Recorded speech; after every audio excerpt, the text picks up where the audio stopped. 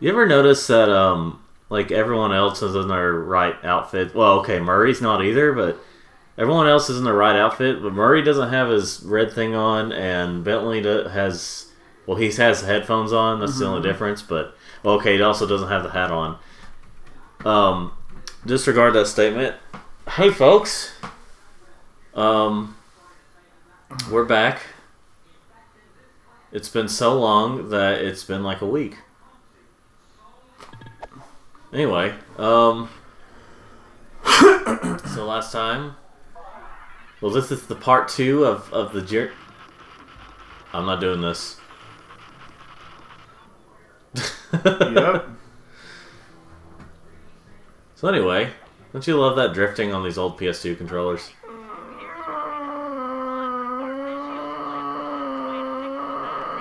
Now this was probably because we were dumb kids, but remember when our old PS1 controllers used to like the shoulder buttons would stick? Not right offhand. Yeah, they would stick at some points. And same goes for our Game Boy Advances. Of course, those were pretty bad to stick. Recon photos. Recon. Reconnaissance. In anticipation of the icy climate. But So this Nintendo Direct that played, which was a couple days ago. Sly, let's not do that. Let's not move on our own. Controller, don't drift on us now.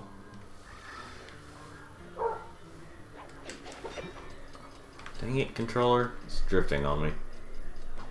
That's the cool new term the kids use today to describe the Switch controllers.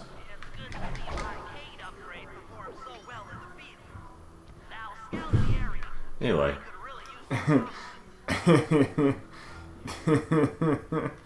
This picture, this is wrong on so many levels, and it's literally just a bunch of level tools.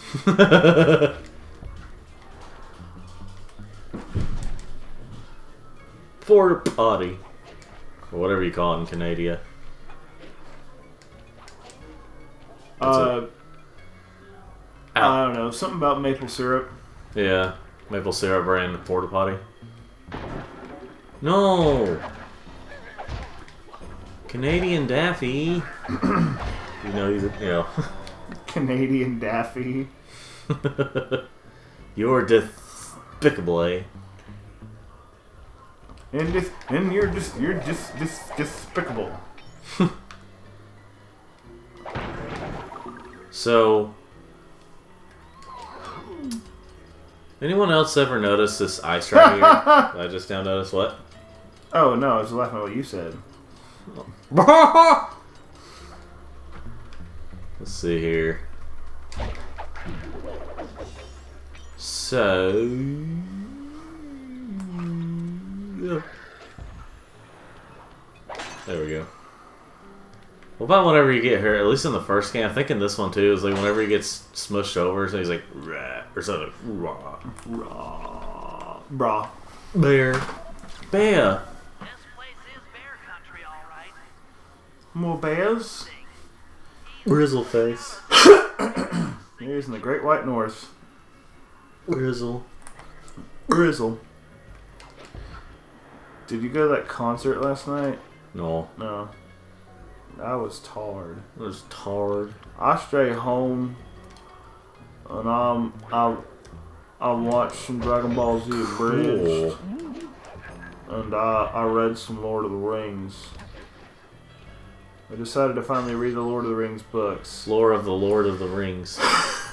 No one ever made it clear that from the time that Bilbo leaves the Shire to when Frodo leaves the Shire is like 17 Oh boy. years. Well, I can't get that thing now. I can't. Let's get the shiny stuff out of his pocket, but no, instead These he are gets hazardous killed. working environments. Yeah. Yeah, they are. So it's like they don't care about their employees. Frick, it's like a factory job. Seriously, like a lot of factories don't have AC. Why? I don't know.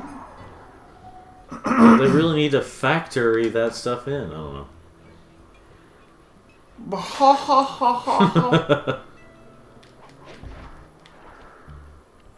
I wish there was some white around here.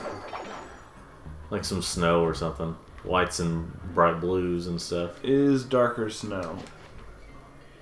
See, I think the best snow level probably belonged to Gex 3. Oh, the first level? Because of the freaking, like, you see messages peed in the snow. Rudolph the brown-nosed reindeer. We'll have to play the Gex games when the remaster series comes out. Yeah, I was gonna say we could do it now, but it'll be nice to have it in HD clarity. I mean, it won't be all that remaster, but it'll probably be at least a little cleaned up. Yeah, something about their Carbon engine is gonna be doing. Yeah, Carbon engine has been used to port older games. Well, they're doing that with Tomba too, or the first Tomba. Tomba also. I hope they do it with the second Tomba also. Yeah. I mean, I know those games are weird and unpolished. But they're just so much fun. Yeah. You only like it because of nostalgia. Now, excuse me as I play Super Mario 64. This is not nostalgia. It's actually just a good game. Yeah. Because that was a thing at least a few years ago. Unlike unlike Crash Bandicoot and Sonic Adventure, Mario 64 is still fun, or something like that. I'm like, wow, what a false statement. I don't really like Super Mario 64 all that much. See, here's the thing. That's one of those games that like draws me in. I'm like, I want to play it sometimes. Like something just draws me back to it. But as I play it, I'm like, oh yeah, this is why I don't like playing through it as much. I kind of realized that about the DS version as well. I like the DS version more, but it's not. Steal it. I'm in the middle of a mission. Oh, what mission? Oh, take pictures. Yeah, take pictures. So, where's your last picture? Mario 64, I gotta go over here. See, Mario 64, like Super Mario 4. Even on the DS version, the DS version, I don't have a problem with the DS version because of the control. I mean, 60 Mario 4. Yeah. Here's the thing, though. I've said this before. Mario 64 feels like it could work with a D-pad because of the way the physics are. Super 60 Mario 4. But like, the problem with that game is the physics. I mean, yeah, it was like one of the first 3D platformers, and it was done well. It was done well enough. It's just that it's aged. We've had much better stuff, and like the problem is, it's not the DS version's problem is not the D-pad controls. It's the controls and like the physics of like both versions, honestly. Now I'm gonna try out that controller I have, the N64 Hyperkin controller I have, which is where they shaped it into an actual controller. So I'm gonna try that out because I noticed there's a lot of N64 games I don't like playing that much because of the controller. I want to get the Tomb Raider remasters that come out next year. Yeah, I'm glad that they at least like they look very faithful. Yeah, like the thing is like they weren't trying to just absolutely make everything look beautiful. They just have remastered graphics, but it's like here's what it would kind of look like if it had been on PS2. Yeah, but a little shinier. Yeah, I think the way someone described it was it basically. Here's some higher quality boobies. They said something. They said something about like I heard someone say something like they're making it look like how you probably imagined it when you were a kid or something. That's a fair way to remaster. I mean, you get two remasters can be done in two good ways. Three. The laziest way, which is just clean up the graphics a little bit, maybe make it in widescreen, and as long as you keep the price low, that's okay. Yeah. Like, if they had a properly working version of, like, any of the remastered trilogies they did on the PS3, okay, that would have been one of the ways. Yeah. I mean, they do mostly work properly, they just had some flaws. Yeah, but they'd worked as they should. Another example is the Crash Bandicoot and Spyro treatment. That's another way to do a really good remaster. Make it as faithful as possible. While updating the graphics Updating some of the physics and yeah. little life improvements. But, like, it wasn't a deviation, yeah. per se. Or, it wasn't too deviated. Right?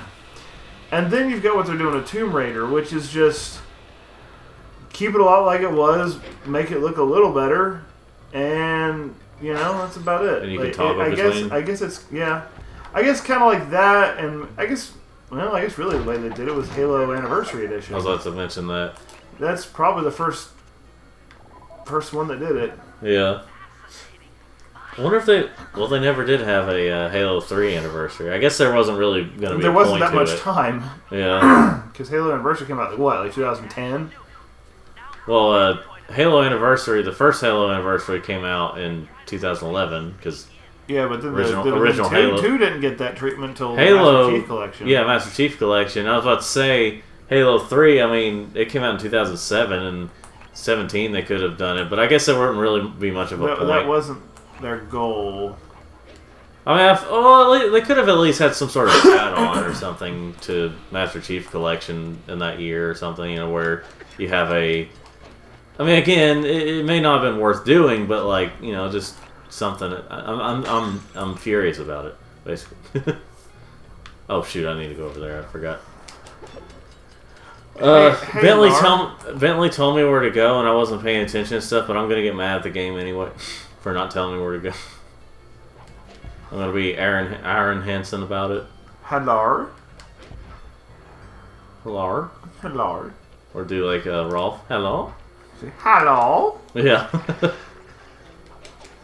Fishmonger, I would like to purchase these fine 2 eels. A potato monger. A potato monger.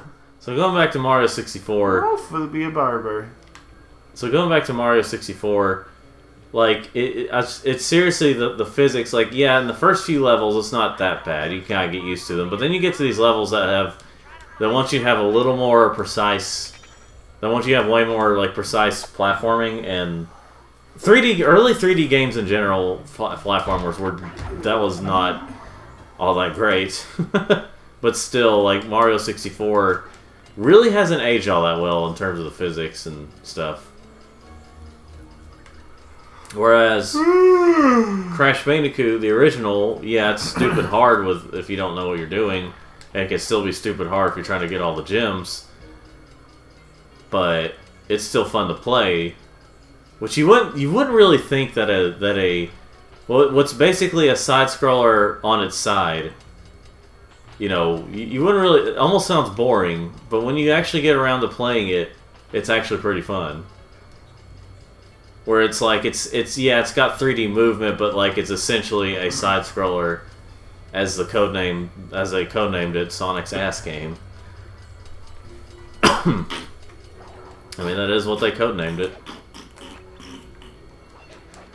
Hold on, Bentley. I'm gonna get this bottle at the top.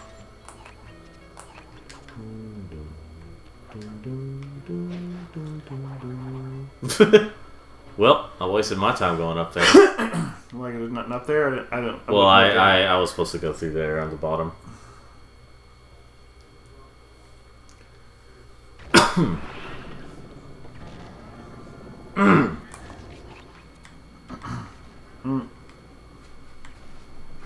Spinner. Butter charger.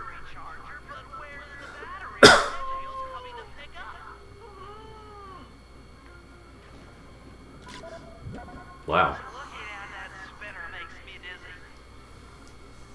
Well, typically, whenever you look at something that could make you dizzy, is what makes you dizzy. Jean Bisson. Front door. John Bison. Wait. Gene Bison? I mean, his name is spelled Bison.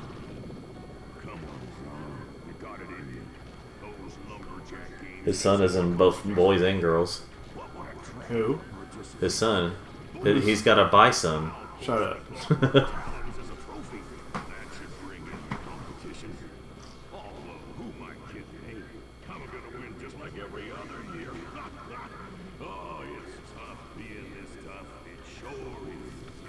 Yep. What about how you fight him as Bentley? I forgot. How? Because Bentley doesn't really do anything. He'll say into the thing, remember, saws, flames, you know. Well, guys, John Bisson has unknowingly thrown Whoa, guys. Excuse me, what year is this? Right. Let's get mad at this 2004 game for having for being more realistic about genders. A log chopping guide was frozen in a wall of ice not far from our position. Sly, you're in charge of acquiring the book. I'm sure it will prove invaluable. Bentley, where are you getting these pictures? Bentley, why don't you ever use the pictures I take? Then we pull a Trojan horse and stow away inside the battery. Inside the battery. However, the location of the device is still a mystery. We need some that's your inside thing. information. So, working together, you two will infiltrate the Moose Guard's secret RC combat club.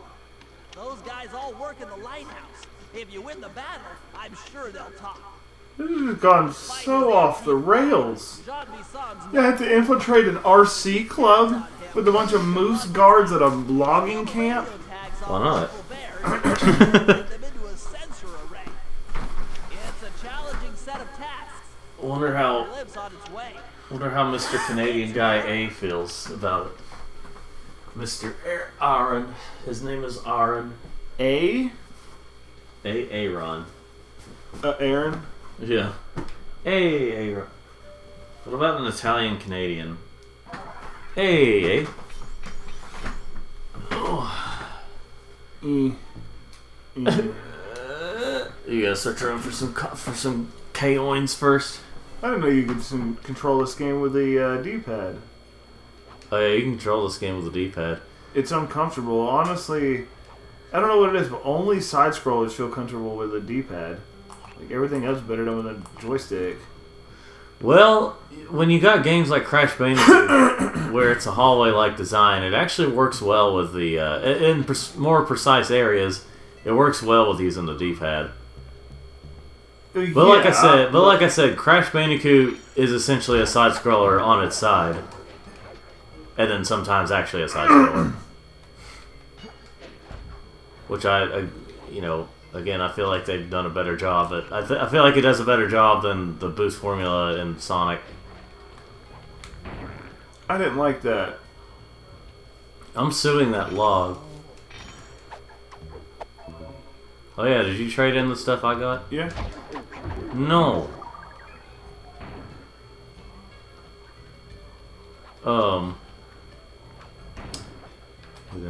Sir, this just keeps breaking. Like, I'm pretty sure you're just throwing away logs. So I like how, like everyone was pretty much like the at this point in time latest Nintendo Direct. When they announced a bunch of stuff, people were saying it was pretty mid, but then What was mid? the Nintendo Direct up until the very last announcement, Which was? the remaster for Mario Paper Mario Thousand Year Door. Yeah, I was just thinking about how that needs to be a thing like 2 days ago. Yeah. And then I saw the announcement and was like, it was about fracking time. Now some people are wondering. Where am I supposed to go? I wasn't paying any attention. Andrew, go back. Aww. Right down there. Aww. Right there. You know what? No. Screw you. I was like, well, you're not going there because you can't do it. I'll show you. I'll show you. Bez.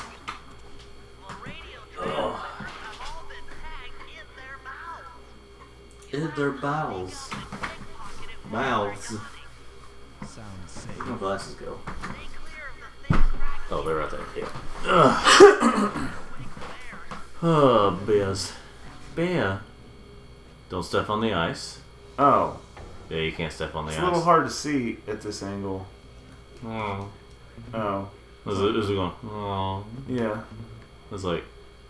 This is dangerous. Oh. So, these are in what, giant fake teeth? Yeah. So what, am I supposed to get up here and hide? Now see, a lot of 3D platformers, like, it took them a long time to really not feel like the camera wasn't angled, or, you know, like the depth perception. You missed a bear back there. Right there. See, we can make this like some platformers, and as soon as I grab a tooth, I have to run my way back to the beginning of the cave. Oh, yeah. That'd be like a Sly 3 mission. Or, in terms of, like, absurdity... okay. You get up there, and then... So I can't step on the ice, but I can sure as frick clack it like that. Yeah.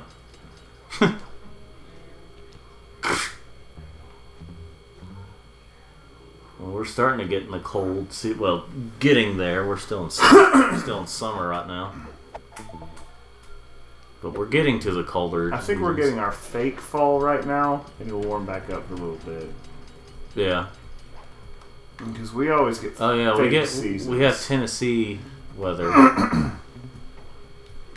Where it just does whatever the heck it wants Whether I want to weather the weather, whether or not. Weather. I'm gonna hold on to that ice. I know.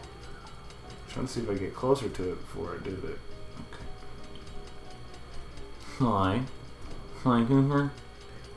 Remember, you notice how like nobody really talks about technical achievements in gaming anymore? Like, you remember the PS3, you had things like Heavenly Sword for like 100 enemies on screen. Yeah. And you had that one flying game, it's like 100 enemies or 100 players fighting each other all at once. And well, now it's like about that. like ray tracing and and with God of War, it's like the chrono level. He can. The whole level moves. The level itself has an AI. Yeah. And that's not really a thing anymore. No one talks about technical achievements. Well, okay, so you have like Ratchet and Clank Rift Apart, where it's they talk about the seamless transition between like whenever it changes levels and stuff. What game? Ratchet and Clank Rift Apart, like whenever you go through the portals and stuff. What, do you not have a ship anymore? No, you still have a ship. What I'm saying is when you're in the levels and you have these like rifts or whatever, and you go through them, it's like a seamless transition to different places and stuff. Yeah, but Jak and Daxter, well, okay, not through the portals, but Jak and Daxter had seamless between levels in 2001 or whenever it came out. You'd have to read up on what I mean by that. I know what you're saying. I'm just saying the mere concept of seamless levels is nothing new. Yeah. Wait, what else was it? Oh yeah, you're supposed to place them. Yeah, up there. Okay. I don't know if it's your TV or what, but these blues are definitely blending together. It's making it a little hard to see. It'd be clearer if we were playing the PS3 version. Also, I've never been that great at seeing color. Color? Are you colorblind? No, but my brain, I don't know, it sometimes it either runs colors together or, dadgummit, I've got to take that alarm weapon away. I'm gonna keep, we never use it, and I'm gonna keep messing up. Messing up. Just run.